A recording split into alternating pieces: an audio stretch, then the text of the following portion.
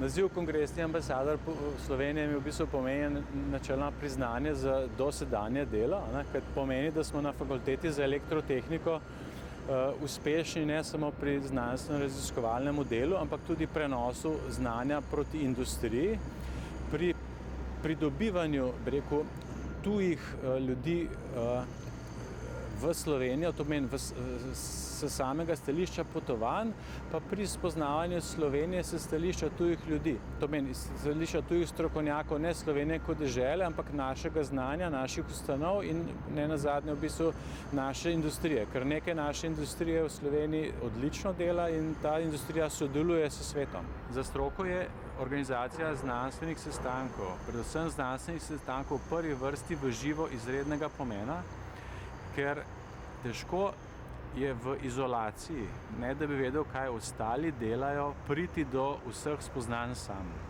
Namreč ključno je timsko delo oziroma ekipno delo, ekipni duh in ta v ekipi, tudi če je domača dobra in medsebojno dobro povezana, bolje deluje, če ve, kaj se v svetu dogaja. Kaj se v svetu dogaja, zveš formalno, na drugačen način, kot zveš v živo med prijatelji in med ljudmi, s katerimi dobro sodeluješ, in to je tista neka dodana vrednost.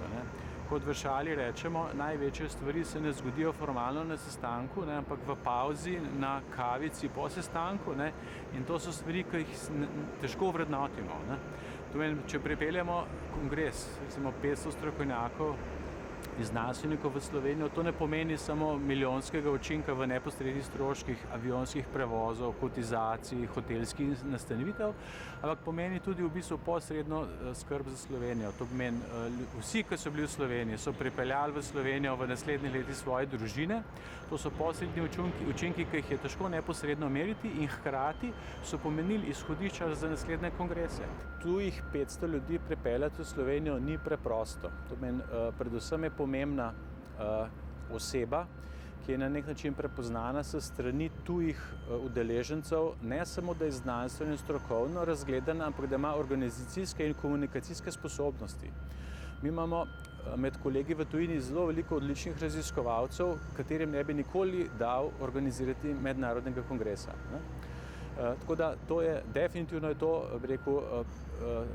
na nek način prispevek k prepoznavanju Slovenije, k prepoznavanju ljudi in k prepoznavanju stroke. Na fakulteti za elektrotehniko smo se vedno trudili, da smo v vrhu, tako v okviru Slovenije, tudi kot v svetovnem vrhu.